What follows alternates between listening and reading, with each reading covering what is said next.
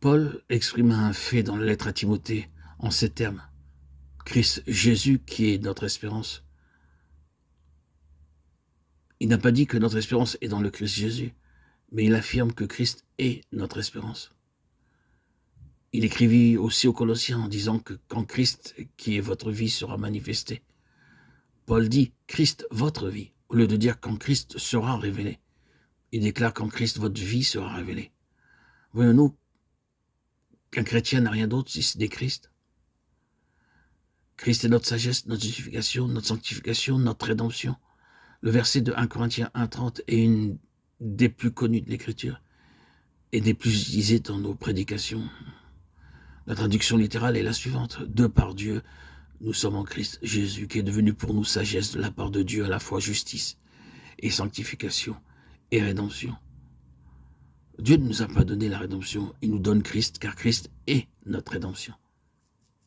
Dieu ne nous a pas donné la sagesse, il nous donne Christ, car Christ est notre sagesse. Et c'est pour cette raison que nous déclarons que le Christ de Dieu est le tout de Dieu. Les choses de Dieu sont le Christ de Dieu. En dehors de lui, Dieu n'a ni chose ni affaire. Supposons que Dieu nous dise aujourd'hui qu'il veut faire de Christ celui qui nous justifie. Que penserions-nous? Nous dirions bien sûr qu'il est celui qui nous justifie. Dieu a décrété qu'il est notre justification. N'est-ce pas une merveilleuse chose? Christ est notre justification. Dieu ne dit pas à travers Paul que le Seigneur Jésus doit être celui qui nous sanctifie. Mais par contre, il déclare que le Seigneur Jésus est la sanctification. Christ ne vient pas pour nous sanctifier. Il vient pour être lui-même notre sanctification. Notre sanctification n'est pas une chose, une œuvre, ni une conduite. Notre sanctification est une personne. Elle est Christ lui-même. Dieu n'affirme pas que le Seigneur est celui qui nous rachète, mais il dit que le Seigneur est notre rédemption. Cela nous semble-t-il étrange? Paul ne nous dit pas que Dieu a arrêté que le Seigneur Jésus doit être celui qui nous rachète, mais bien plus, il déclare que le Seigneur Jésus est la rédemption. Dieu soit loué, Christ est notre rédemption, et aussi notre rédempteur. Il est notre sanctification, et aussi celui qui nous sanctifie. Il est notre justification, et aussi celui qui nous justifie.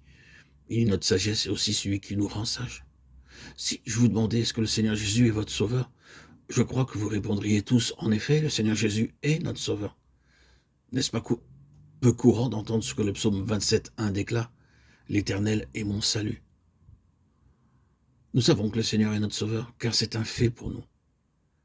Mais Dieu a fait voir à David que le Seigneur était notre salut.